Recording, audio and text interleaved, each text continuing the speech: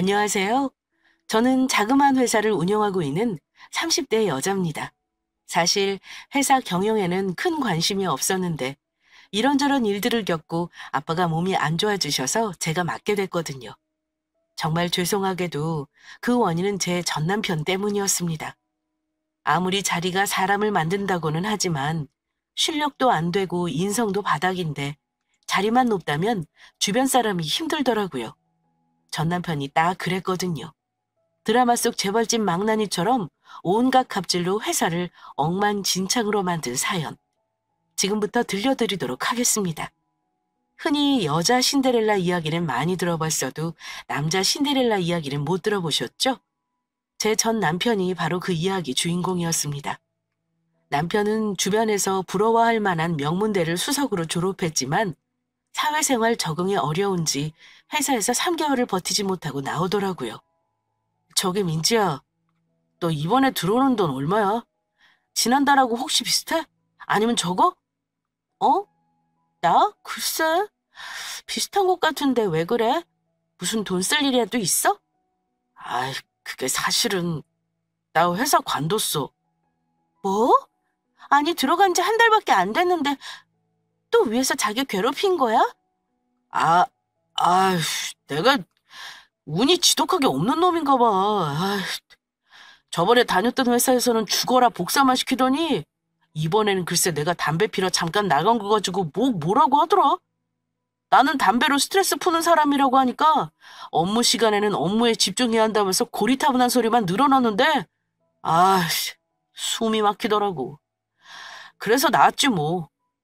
뭐?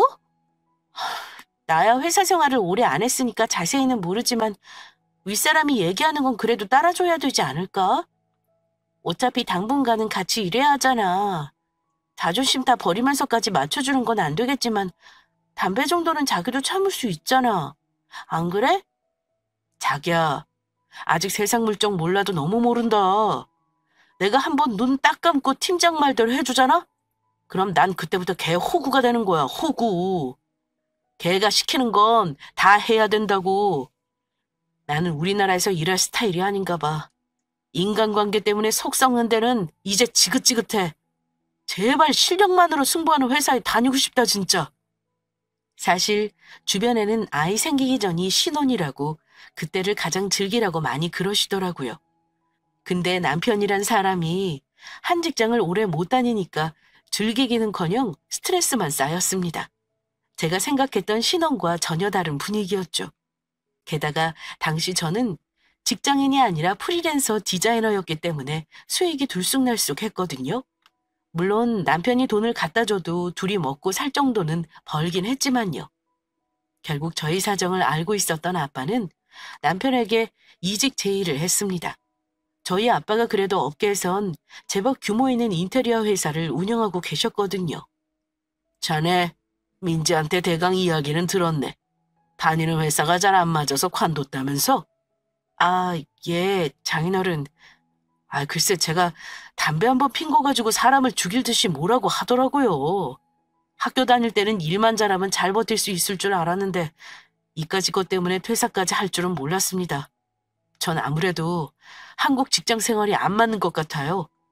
뭐 이런 말이 위안이 될진 모르겠지만 처음에는 다들 그래. 나도 비슷했고.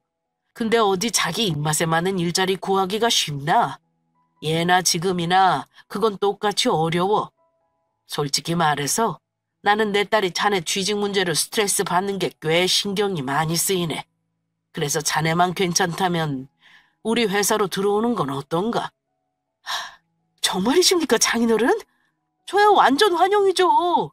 그러면 제 직책은 한 과장쯤 되나요? 아이, 뭐 임원까지는 저도 안 바랍니다. 자네가 이쪽에서 일한 경력이 있으면 모르겠는데 인테리어 쪽은 경력이 없지 않나.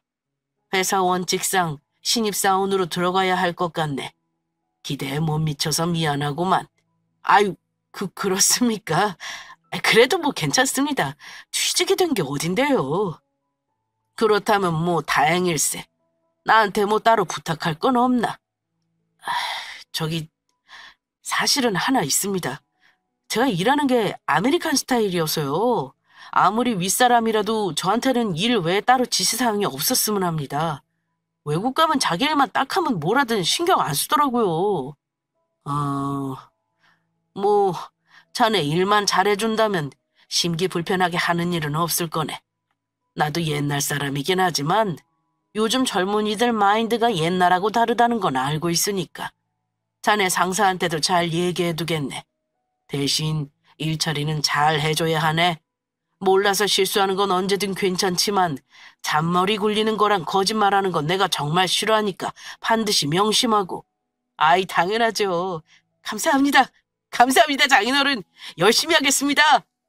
지금 생각해보면 그때 제가 아빠 회사로 전 남편을 데려온 게 불행의 시작이었던 것 같아요. 한참 잘못된 선택이었죠. 당시 남편은 좋은 옷을 입어야 일도 잘한다면서 100만 원이 훌쩍 넘는 명품 정장까지 샀더라고요. 근데 남편의 입사 후부터 회사 분위기는 달라졌습니다. 평화로웠던 회사가 이리저리 말썽이 생기기 시작했거든요.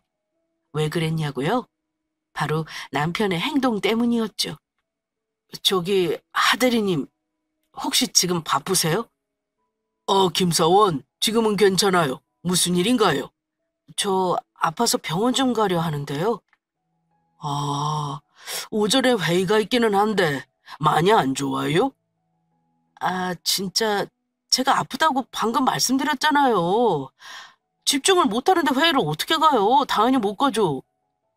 아, 알겠습니다. 그럼 병원 다녀오세요.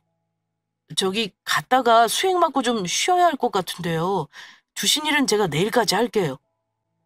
아니, 김사원이 지금은 수습 기간이라 연차가 따로 없어요.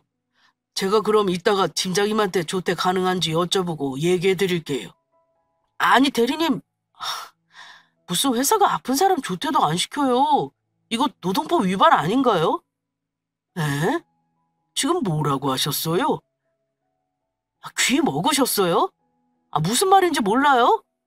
참나, 이거 말 안 하려고 했는데 여기 물려받을 사람이에요. 그러니까 함부로 말하지 않았으면 좋겠는데요. 아니, 대체 그게 무슨 소리세요? 회사를 물려받다니요. 사장님은 아들이 없으신 걸로 아는데요. 아들이 없으면 누가 물려받겠어요. 당연히 사위죠. 그럼 김서원이 사장님 사위라는 말인가요? 네, 이제야 정신이 드세요? 아차 싶으셨죠? 사장님 딸이 제 와이프예요. 아유, 속이 다 시원하네. 진짜. 일단 팀장님께 말씀드려 볼 테니 잠시 기다려요. 뭘 기다려요? 전 이제 가야겠습니다. 알아서 조퇴 처리해 주세요. 그럼 수고하세요. 아니, 이 사람이 김사원 이봐요. 남편은 자기 입으로 사장님 사위라는 말을 하고 툭하면 몸이 안 좋다며 조퇴를 하더라고요. 저희 아빠가 가장 싫어하는 게 감도 쓰고 갑질하는 건데 남편이 딱 그랬죠. 게다가 자기는 나중에 사업을 물려받을 사람이니 골프도 배워야 한다며 골프 레슨까지 받았습니다. 여기까지는 그래도 그러려니 했는데 남편의 행태는 가면 갈수록 도를 넘어서기 시작했어요. 윗사람도 감당이 안 되는 눈치였죠. 저기 김사원, 어제 거래처에서 혹시 무슨 일이 있었어요? 에?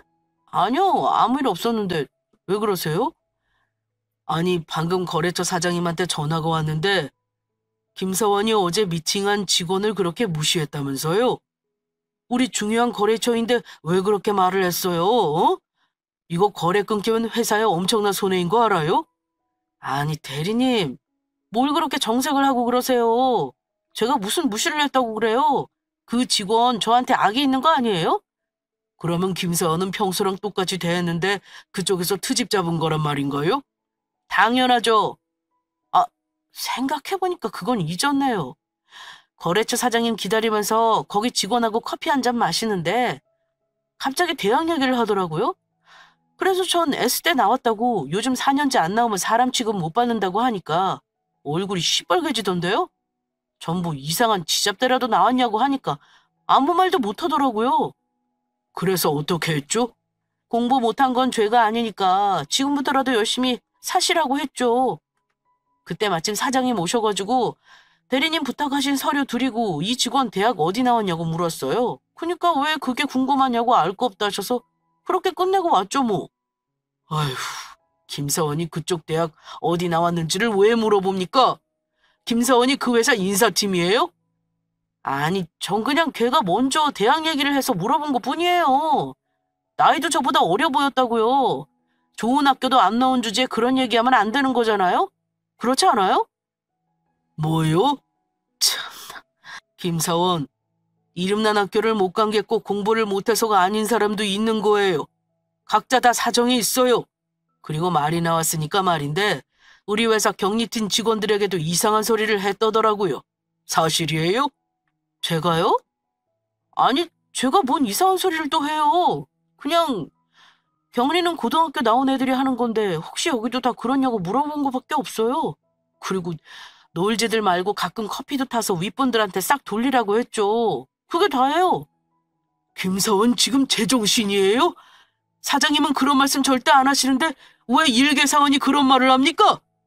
아니, 뭐 정색을 하고 그러세요. 안 하면 되잖아요. 우리 회사 경립팀 직원들 다 일 잘하기로 소문난 분들입니다. 고졸이든 대졸이든 그게 뭐 중요합니까? 명문대 나와도 일 하나 못하는 헛똑똑이도 있는데 그 헛똑똑이가 누군데요? 그걸 제 입으로 말해. 에휴, 아니에요. 자리로 가세요. 제 말 새겨 들으시고요. 저요, 지금은 사장이 아니지만 한 몇 년 지나면 차기 사장이나 마찬가지인데 대리님도 저한테 신경 좀 써주세요. 부탁드려요. 뭐라고요? 참, 알았어요.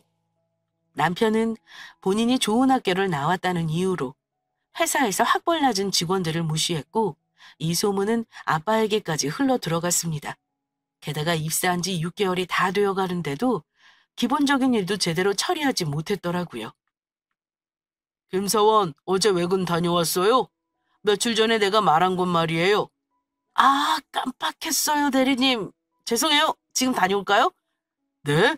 거기 오늘 회사 창립일이라 쉬는 날이에요. 아우, 왜 이렇게 항상 스케줄 관리를 못해요? 내가 몇 번이나 이야기했잖아요. 회사 일에 집중 좀 하세요. 아니, 사람이 실수도 할 수도 있는 거지. 대리님은 실수 안 하셨습니까? 뭐라고요? 지금 김사원이 한 실수가 한두 번이에요? 입사하고 제대로 일 처리한 게 하나도 없어요. 이래서 정식 사원 될 수 있겠어요? 나도 봐주는 것도 한계가 있어요. 참, 제가 대리님을 봐주고 있다는 생각은 안 드세요? 저는 정식 사원이 아니라 이 회사 차기 후계자라니까요. 제가 윗자리 가기 전에 대리님이 저한테 잘 보여야 하는 상황이라고요. 기본적인 일도 못하는 사람을 사장님이 차기 후계자로 생각하실까요? 사장님 그런 허튼 일 하실 분 아닙니다. 꿈 깨세요. 나 참. 아니, 우리 대리님이 너무 순진하시네. 우리나라 사회는 혈연 지연이 전부인 거 몰라요? 전 커피 한 잔 마시고 와야겠습니다. 아, 대리님 커피는 직접 타드세요. 아셨죠? 김사원, 내 말 안 끝났어요. 어디 가요, 김사원?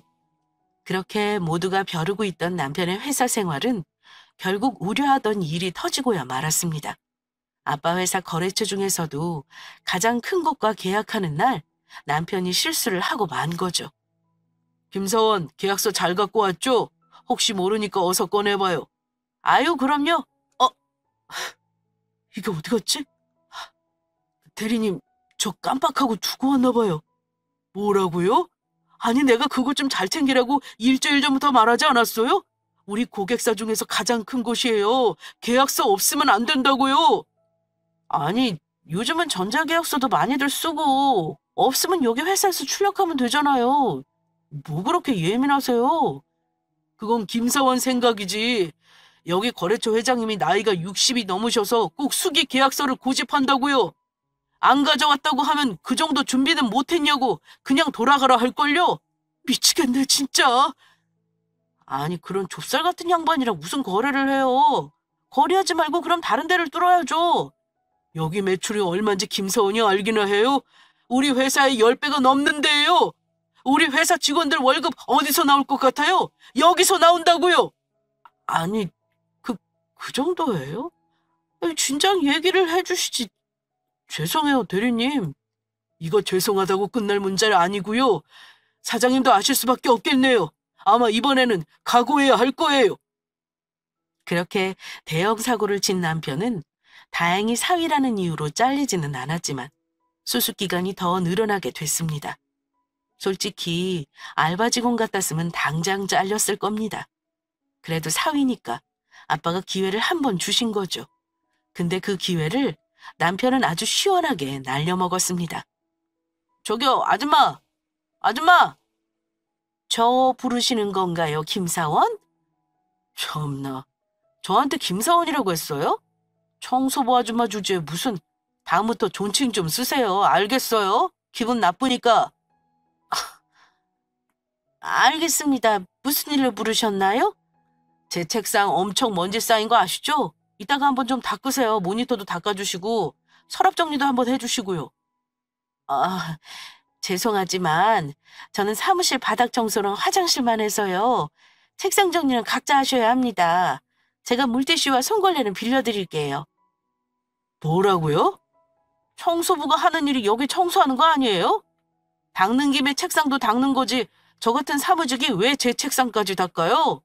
그냥 시키는 대로 하세요.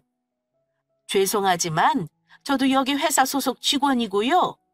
그 부분은 제가 맡은 일이 아니라 어렵겠네요. 불만이 있으시면 김사원이 상사분께 얘기해 보세요. 이봐요, 아주머니. 청소부가 무슨 여기 회사 직원이에요. 그냥 외주 용역 직원이지. 잘못 알아도 한참 잘못하셨어요. 그리고 저 단순히 여기 직원 아닙니다. 그게 무슨 소리세요? 단순한 직원이 아니라니요? 제가 사장님 사위라고요. 이제 아줌마가 내 책상 닦아야 할 이유를 찾았죠? 죄송한데요. 사장님도 본인 자리는 본인이 닦으십니다. 이런 걸로 서로 불쾌하지 않았으면 하네요. 이 아줌마가 잘리고 싶어 환장했나? 내 말 안 듣겠다 이거네요? 더 이상 말 섞었다가 다툼만 날 것 같네요. 정말 가보겠습니다. 문제가 있으면 윗분과 얘기하세요. 회사에 소속된 미화부 직원분께 함부로 대했던 남편은 된통 당했습니다. 사실 대부분 회사는 청소하는 분들을 용역으로 쓰지만 저희 회사는 아니었거든요. 아빠가 청소 노동자분들도 우리 회사를 위해 애쓰는 분들이라고 항상 말씀하셨고 모두 정직원으로 채용하셨기 때문이죠. 화가 난 미화부 직원분은 이 사실을 미화 부장님께 얘기했고 결국 아빠 귀에까지 들어갔습니다. 아빠의 인내심도 한계에 달하기 시작했죠. 남편 사수였던 대리님도 아빠에게 도저히 같이 일 못하겠다고 하니 아빠가 제안을 하나 하시더군요. 이번에 새로 들어온 인턴 사원이 있다고 하지 않았나? 그 친구는 김 사원하고 같이 일하게 하는 건 어떻겠나? 아니 사장님, 김 사원은 지금 자기 일도 제대로 못하는 사람입니다. 새로운 사람이 온다고 잘하겠습니까? 똑같지 않을까요? 뭐 아무리 못난 사람이어도 새로 사람이 들어오면 기본적인 건 챙겨주지 않겠나. 둘 다 2톤 사원이니까 서로 선의의 경쟁도 될 거고 마지막으로 기회를 한번 줬으면 좋겠어서 그러네. 사장님 생각에 그러시다면 뭐 알겠습니다. 내가 김대리 고생하는 거 잘 아네. 사위가 이번 기회도 날려버리면 내 딸은 남자 보는 눈이 없는 거야. 그땐 나도 어쩔 수 없이 결단 내릴 거고. 그리 알게나. 알겠습니다, 사장님. 저도 잘 지켜보겠습니다. 그렇지만 한 번 만들어진 인성은 역시나 바꿀 수가 없더라고요. 들어온 지 한 달도 안 된 인턴 사원과 남편이 새 거래처를 가게 되었는데 사단이 난 겁니다. 그 새 거래처는 남편이 뚫은 곳이었는데 아주 큰 외국계 회사라며 자랑자랑을 하더라고요. 남편이 그래도 영어는 좀 하는 편이라 외국인 대표와의 미팅도 큰 무리가 없었죠. 문제는 계약 당일 남편은 자기는 쏙 빠지고 그 인턴 사원만 참석하게 한 거였습니다. 당연히 사고가 날 수밖에 없었죠. 저기 세호 씨, 오늘 미팅은 세호 씨 혼자 가야 할 것 같아. 나 갑자기 약속이 생겼네? 예? 아니 그게 무슨 말씀이세요? 전 영어도 잘 못하고 계약하는 자리도 처음 가는데요. 회사 생활하면서 이런 상황도 겪어봐야 나중에 노하우도 생기고 그런 거 몰라? 나 외국에서 친구가 잠깐 귀국했대서 얼굴만 보고 오려 그래. 세호 씨도 유학 다녀왔다며. 그럼 영어 잘하잖아. 아니, 그래도 이건 아니죠, 김서원님. 그럼 다른 분이라도 같이 가게 해주시던가요. 참나. 이봐, 다른 사람 같이 가면 나 안 가는 거 다 들키잖아. 그냥 세호 씨 혼자 좀 다녀와. 멀쩡한 사람이 혼자 그런 것도 못해? 그럼 회사를 나오지 말던가. 아니, 그래도 이건 아니죠. 야, 내가 누군지 몰라? 자기 사장 말을 잘 들어야 세호 씨도 편해지는 거야. 지금 줄 잘 서야 한다고. 아, 일단 알겠습니다. 미꾸라지 한 마리가 시냇물을 흐린다더니 딱 그 꼴이었습니다. 그래서 직원 혼자서 계약을 잘하고 왔냐고요? 그랬다면 제가 썰을 풀지도 않았겠죠. 남편이 직접 뚫었다는 그 외국계 회사는 알고 보니 파이버 컴퍼니였고 소리 소문 없이 사라져 아빠 회사는 막대한 손해를 입게 됐습니다. 손해도 손해지만 한 번도 이런 일을 겪어보지 못했던지라 아빠 역시 크게 당황하셨죠. 다행히 아빠 주변 친구분들이 꽤 사업적에서 자수성가한 분들이 많으셔서 급한 돈은 그분들께 빌려 메꾸게 되었습니다. 직원들도 급여가 몇 달 밀리긴 했지만 모두 이의제기 한번 하지 않고 기다려 주었고요. 그렇게 급한 불을 끈 아빠는 조용히 남편을 호출했죠. 그때라도 남편이 죄송하다고 했다면 저도 한 번은 넘어갔을 겁니다. 자네, 지난번에 한 짓이 얼마나 큰 일인지 아나? 상사의 거짓말하고 개인적인 일부러 간 것도 그렇고 자네가 영업한 회사가 소리 소문 없이 사라져서 회사 피해가 엄청났어. 이거 어떻게 할 건가? 장인어른, 제가 잘못한 부분은 있지만 너무 몰아붙이시는 거 아닙니까? 그렇다고 절 내치실 것도 아니지 않습니까? 뭐? 아니 내가 자네를 왜 못 내친다고 생각하나? 민지 때문에? 그야 당연하죠. 혹시라도 저한테 조금이라도 불이익을 주셨다가는 와이프 눈에서 피눈물 날 겁니다. 민지가 평생 마음고생하지 않게 하려면 판단 잘하셔야 될걸요? 뭐야? 지금 그 말 진심인가? 자네 이거 협박인 거 알고 있어? 제정신이야? 민지가 저 얼마나 사랑하는지 아시죠? 제가 헤어지겠다고 한마디라도 하면 자기는 죽겠다고 달려들걸요? 아버님이 저 내치시는 순간 저는 바로 이혼입니다. 사위 대접을 이따위로 하시다니 저야말로 섭섭하네요. 아니, 이런 천하의 못돼 먹을 놈을 봤나? 아이고, 이거 갑자기 앞이 안 보이네. 김비서 불러. 당장! 아빠는 남편의 파렴치한 태도에 큰 충격을 받아 쓰러지셨고 다행히 비서가 바로 달려와 즉시 응급실로 실려가셨습니다. 남편은 잘못을 뉘우치기는커녕 오히려 날뛰며 자기가 아버지 뒤를 이어야겠다며 나서더라고요. 참, 무슨 대기업 후계자라도 된 마냥 설치는 것이 기도 안 차더라고요. 회사가 피해본 금액을 남편에게 물려내라고 소송까지 걸고 싶었지만 제 체면을 봐서 거기까진 안 한 것 같더라고요. 전 아빠 회사 물을 흐린 것도 모자라 아빠까지 쓰러지게 한 인간과 더 이상 살고 싶지 않았습니다. 멍청해도 심성이 착했다면 웬만하면 같이 살겠지만 멍청한데 인성까지 바닥인 인간이라 도저히 같이 못 살겠더라고요. 당신 얘기 좀 해. 나랑 우리 가족한테 할 말 없어? 할 말? 지금 이 판국에 내가 무슨 말을 해야 하는데. 장인어른이 쓰러졌으면 최소한 내가 본부장까지는 갔어야 하는 거 아니야? 회사가 웬 말이냐고 진짜. 본부장? 왜 당신이 본부장이 되어야 하는데? 난 사장님이신 아버님 사위잖아. 아버님이 잘못되시면 당연히 내가 이어가는 게 맞지. 생판 남인 사람을 임시사장에 앉힌다는 게 말이 돼? 당신네 가족 해도 진짜 너무한다. 이 정도면 나는 당신 집에서 개만도 못한 거 아니냐? 최소한 자기 식구는 감싸줘야지. 감히 날 내쳐? 참, 뭐가 단단히 착각하고 있는 것 같네. 우리 아빠가 무슨 대기업 회장이라도 되는 줄 알아? 사위가 일이라도 잘해야 고민이라도 해보지. 기본적인 일도 못하면서 무슨 차기 사장이라고 떠들고 다녀. 그리고 얘기 다 들었어. 우리 아빠한테 감히 나가지고 협박까지 했더라?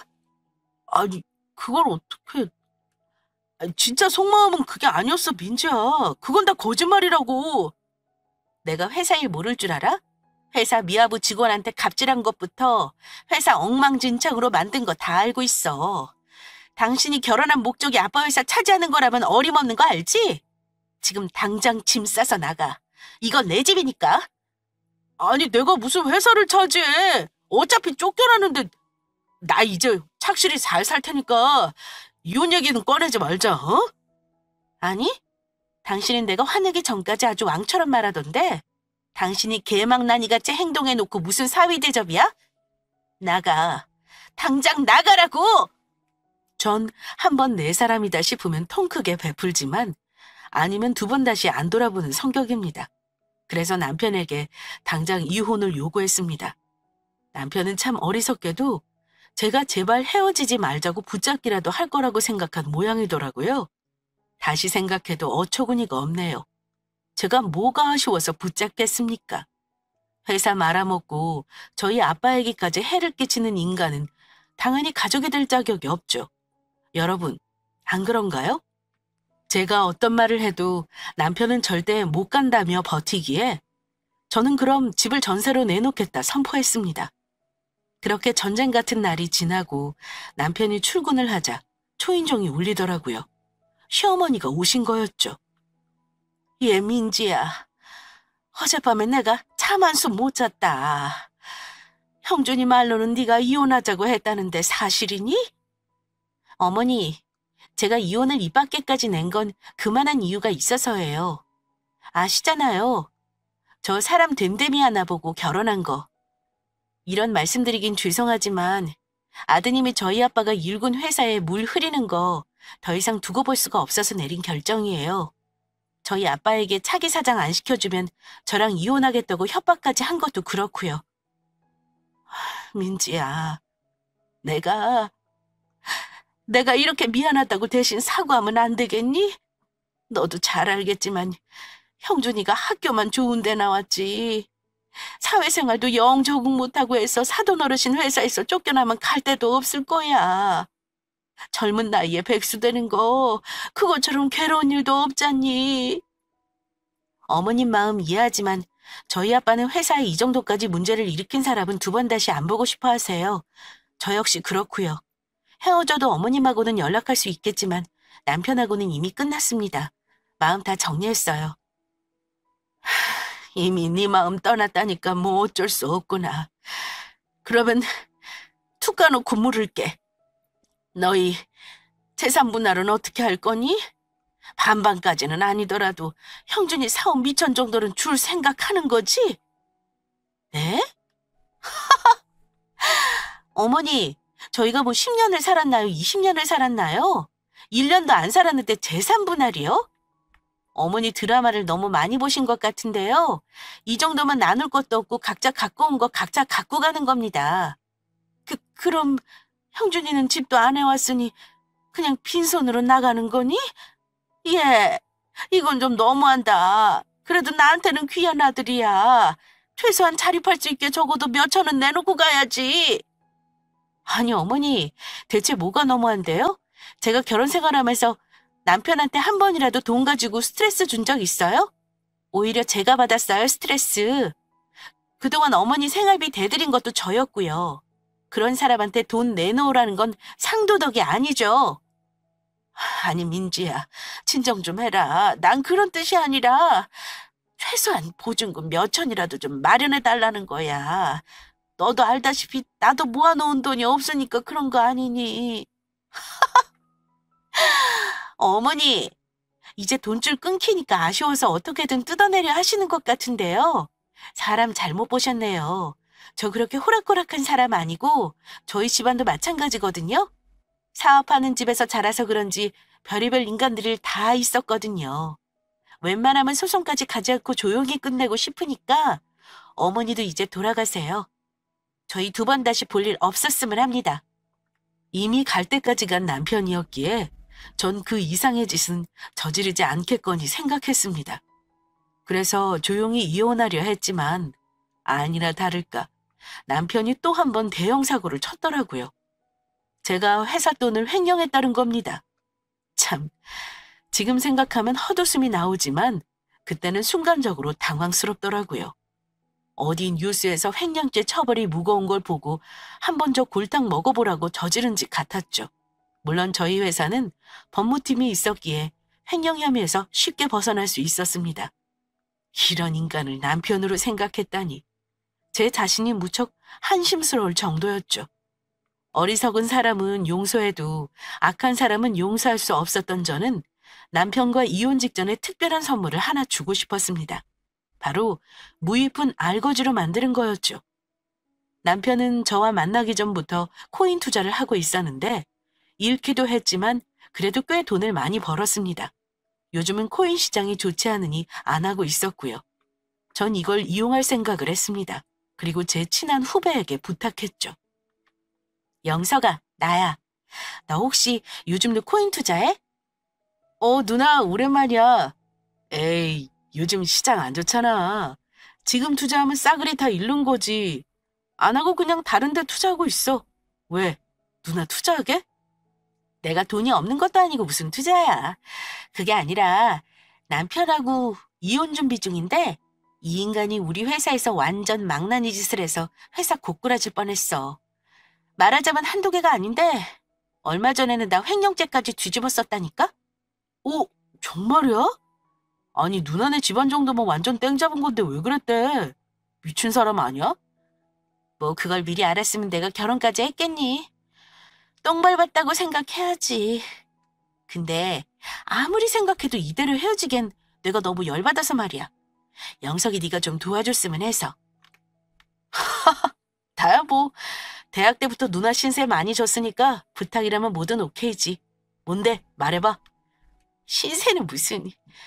어려울 때는 돕는 게 당연한 거지. 응? 너 예전에 모임에서 남편하고 연락처 주고받았었잖아. 그때 보고 연락드린다고 하면서 코인 투자로 좀 꼬셔봐. 전혀 승산 없는 걸로다가. 에이, 누나 남편이 진짜 멍청이가 아닌 이상 투자를 하겠어? 누가 봐도 지금 시장이 안 좋은데? 야, 그러니까 내가 너한테 부탁하는 거잖아. 너 나중에 사업하고 싶다며. 나중에 내가 좀 도와줄 테니까 한번 머리 좀 굴려봐. 어? 결국 후배는 제 이야기를 듣고 남편에게 접근했고 코인 투자로 인생이 달라졌다며 남편을 유혹했습니다. 남편이 넘어갔냐고요? 저도 솔직히 큰 기대는 안 했는데 아주 인생의 끝을 볼 작정을 했는지 아주 술술 넘어갔더라고요. 후배가 예전에 투자 자문업계에서 일을 했던 터라 말 하나는 끝내주게 잘하거든요. 안녕하세요 형님. 저 민지 후배입니다. 아, 예전에 한번 뵀었는데 기억하실지 모르겠네요. 기억나네. 그때 투자 자문한다는 그 친구구만. 요즘도 투자하고 있는 거야?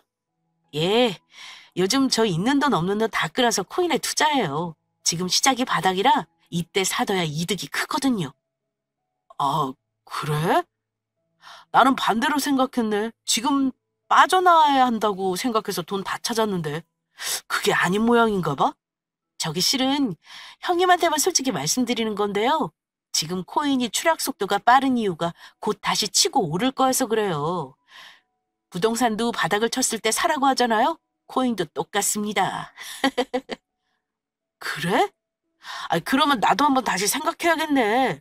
코인 종류가 많던데 어디가 요즘 괜찮은 거야? 일단 자금 먼저 확보하시고 금액 알려주시면 제가 적당한 곳 찾아서 말씀드릴게요. 이거 아무한테나 이야기하시면 안 돼요. 민지 선배한테도요?